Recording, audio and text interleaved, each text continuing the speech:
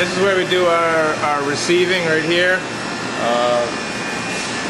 When we pick up our lobsters daily from the wharf or from the fishermen, bring in the lobsters, we open those doors, we bring them in through here.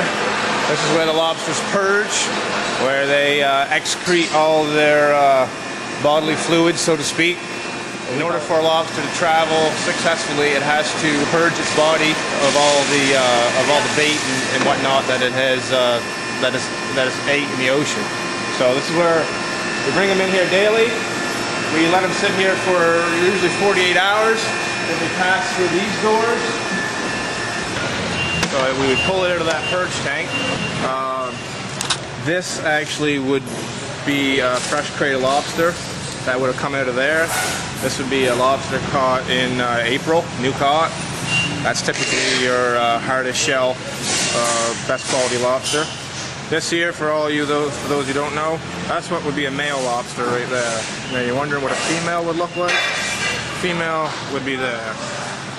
Okay, so a female has soft swimmerettes we call them, whereas a male, we can get these things propped up properly. Male lobster has a harder, more plastic-like swimmer. Okay, and that's the way you tell the difference between a male and a female. So after they're segregated for size, it's time to pack an order like today. For example, that order there is going to Europe.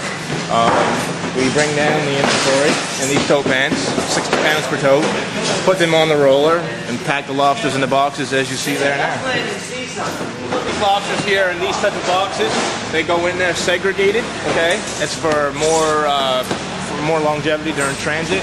Those are going to Asia. Put that on there.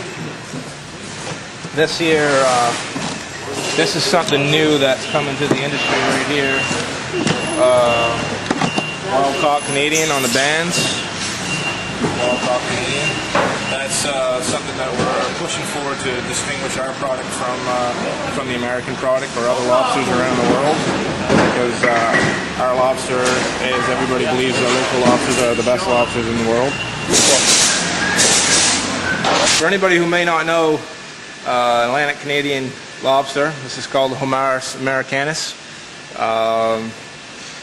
Basically, this is what our #1 resource is in southwest Nova Scotia right now. This is what's keeping the wheels on, so to speak.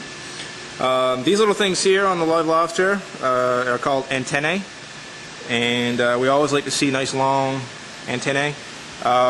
If you see lobster with the antennae cut down to here, so to speak, that's a sure sign that that lobster's been held in captivity for a while, and that other lobsters are eating at. This is the first thing that another lobster will eat with a lobster, right? They'll start chewing on each other's antennae, and then after that's gone, you know, they'll start rubbing or biting or sucking on each other. It's definitely survival of the fittest with lobsters. They are a tough crustacean, no doubt about it. But at the same time, you know, when you're in captivity, it's like anything. It's survival of the fittest. This claw right here, we call this claw here that I'm holding the crusher claw. Okay, and this claw over here we call the pincher claw. I guess I really can't say 100% where that come from, but from my understanding and growing up in the industry, it's basically the difference of the teeth on the claw. This claw is more finer teeth and more piercing, so pincher, and this one here is more rigid and jagged, and they call it the crusher. There's a good sized lobster. So this is a 4 to 5 pound lobster, in that range. We can actually, let's put him on the scale and see what we have. 5.90. Very healthy lobster. They say it takes 7 years for a lobster to reach 1 pound. So we often wonder just how old some of these guys really are. We'll turn this guy over, and you can see that he's a male. As we talked about before, he's got the harder swimmers, the more robust swimmers. These here are called pleopods. Okay, for all you biologists out there, I'm sure you know exactly what these are. Anyway, you can actually we actually take the pleopods and we clip samples, put them under the microscope, and we can tell at what stage of the molt cycle the lobster is in. And that helps us for when we're holding them in segregation and whatnot to determine, you know, how long we can hold the guy before he starts breaking down.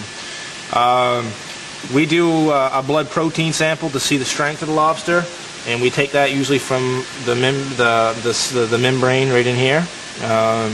You can see this guy here has been damaged right here. That could be from any number of things. Could be from storms, could be from traps, it could be from a fight from another lobster. Our shower system is quite unique to us because these buildings at one time, my dad started the company with my uncle in 1977. And these buildings were actually designed to split fresh fish in, fresh cod. And this floor that you see here is artificial. Basically, this ceiling to the cement bottom is 10 foot. And we used to process ground fish in here. We used to process herring roe. So, of course, with the ground fish shrinking the way it did, we made modifications, and we realized that if we were going to hold lobster, that we would utilize every square inch of our building. The lobster needs to have water moving around it, and the more you can mimic Mother Nature in the ocean, the more success you'll have holding lobsters in dry land towns. Any live lobster dealer will tell you that. We're moving 2,000 gallons a minute of water around and around and around. We're breaking it up. Thus, that breaks up all the ammonium nitrate, and it gives the lobster an environment that's very similar to Mother Nature as far as the optimization in the water. This is what it used to look like with no floor anywhere. So those pipes and stuff wouldn't be there when we were processing ground fish. There would be stainless tables in, forklift would dump fish, you split the fish, and you process it in this building. These are air lines right here. You can see these 1/16 holes drilled in the bottom, and it comes up through, and all that air is designed to do is to move water around. But when we lose our hydro, these tanks go still, flat water, if you will. With 45,000 pound of lobster in a tank, we've got about 3 hours before we start seeing mass mortality. This is my dad, David Nickerson. Him and his brother.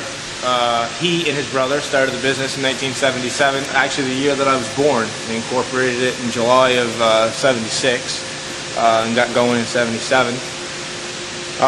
They've been in the fishing industry their whole life, and unfortunately he lost his brother, I lost my uncle in 1986 to colon cancer, which was a big blow to us. But since then, we've continued to push on, and now we're one of the more prominent lobster exporters of live lobster, I guess, in Atlantic Canada. Oh.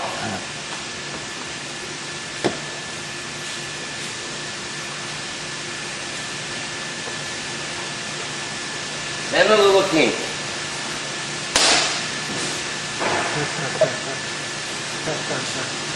Well, that's a first for me. There you go. He'll fall his tail right back down to him. Will it? He'll will. Go back to sleep. I hope, for our sakes, everybody's sake in Southwest Nova, that this industry hangs on and that it continues to be healthy, because it is definitely the lifeblood of the people in this community right now, and that front and center should be what everybody's talking about. I mean, this is our oil, so to speak. This is our industry, and we need to take better care of it as a group. And I'll be the first to tell you that, you know, I have 6 children of my own, and I want them, not all of them necessarily, but at least want, if any of them want something to do with this, I want them to be able to carry on and to be able to do what I do if that's what they choose. And that's a deep concern of mine. But right now, the answers are not as close as I'd like for them to be, for sure.